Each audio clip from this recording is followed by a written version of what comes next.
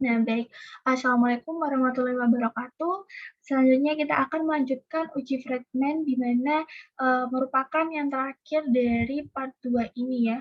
Untuk penggunaan variabelnya sendiri ada kematangan spiritual dan juga 3 macam ketahanan mental awal. Jadi sama seperti uji sebelumnya, yaitu uji repeated measures. Nah, di sini juga nggak jauh-jauh beda dengan hasil outputnya, di mana yang pertama kita tetap menguji normalitas terlebih dahulu, karena pada dasarnya uji Friedman ini ditujukan untuk uji atau masuk dalam kategori uji non-parametrik, yang mana ketika sebuah variabel atau sebuah data menunjukkan tidak terdistribusi secara normal, itu langsung digunakan atau langsung menuju pada uji non-parametrik berupa uji Friedman. Untuk itu variabelnya juga tetap sama. Nah, sesuai dengan kasus yang pertama tadi, uji sebelumnya bahwasannya ketika kita menguji normalitas dengan variabel yang sama pada uji measures-nya sebelumnya, itu kan nilai signifikannya ada salah satu yang kurang dari 0,05 ya, sehingga untuk nilainya juga tidak berdistribusi secara normal dan harus dilanjutkan non parametrik, yaitu uji kali ini yaitu uji Friedman. Nah, seperti itu. Jadi, di mana kalau misal di sini tertera ya di hasil output uji normality ini, nilai signifikan untuk residual baru itu kurang dari 0,5 sehingga tidak berdistribusi secara normal. Meskipun pada variabel residual, nilai residual perubahan maupun akhirnya lebih besar dan itu berdistribusi normal, itu harus dilanjutkan di uji non-parametrik, yaitu uji Friedman. Seperti itu. Nah, kemudian lanjut ke uji Friedman, di mana terdapat hipotesis dan dasar pengambilan keputusan. Nah, untuk hipotesisnya di sini HO yaitu tidak ada perbedaan antara peningkatan spiritual pada ketiga macam ketahanan mental, interval waktu pengukuran. Nah, kemudian untuk H1-nya itu kebalikannya, yaitu ada perbedaan rata-rata peningkatan spiritual pada ketiga macam ketahanan mental, interval pada waktu pengukuran. Seperti itu. Nah, untuk dasar pengambilan keputusannya, jika nilai signifikan lebih besar daripada 0,05, maka HO diterima dan H1 ditolak. Kemudian untuk nilai signifikan kurang dari 0,05, maka HO ditolak dan H1 diterima. Seperti itu. Nah, langsung saja kita berangkat pada SPSS-nya ya. Jadi karena variabelnya yang digunakan itu sama, maka di sini untuk maaf, sebentar.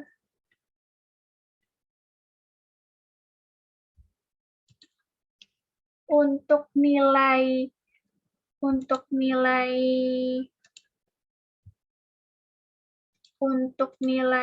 apa tuh residualnya di sini juga sama seperti itu.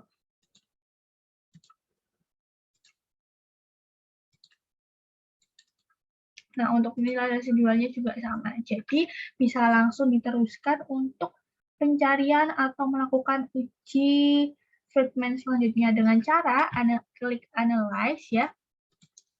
Klik analyze. Sebentar.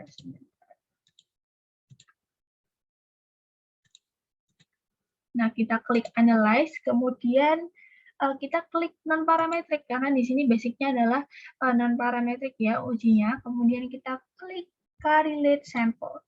Nah, di sini ada pop-up masuk, dan kita pilih yang ini. Kemudian kita pindahkan ke kolom yang sebelah kanan, kemudian klik statistik, dan centang kolom deskriptif, kemudian continue, dan centang juga kolom Friedman ya, jangan lupa, karena di sini uji Friedman. Kemudian klik continue dan oke. Nah, kemudian muncullah hasil output. Sebentar, mungkin nah di sini ya hasil outputnya yaitu deskriptif dan Friedman test. Nah, ini akan kita lebih jelaskan di jawaban kita secara langsung ya, agar mudah juga secara melihatnya dengan cara di copy paste dan langsung diinterpretasi seperti itu.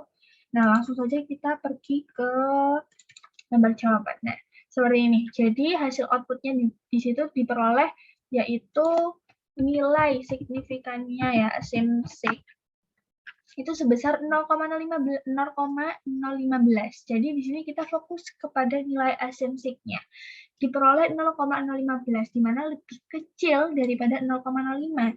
Jadi hal ini HO ditolak dan H1 diterima. Dengan kata lain, ada perbedaan rata-rata peningkatan spiritual pada ketiga jenis ketahanan mental interval waktu pengukuran. Dengan demikian, dapat disimpulkan bahwa terdapat kematangan spiritual dapat meningkatkan ketahanan mental seseorang, baik dari ketahanan mental awal, maupun pertumbuhan, maupun juga akhir, seperti itu. Jadi kesimpulannya, ada ya terdapat kematangan spiritual itu dapat meningkatkan ketahanan mental seseorang, seperti itu. Untuk terakhir uji Friedman, sekian. Mohon maaf jika terdapat kesalahan ya, karena di sini juga masih belajar juga.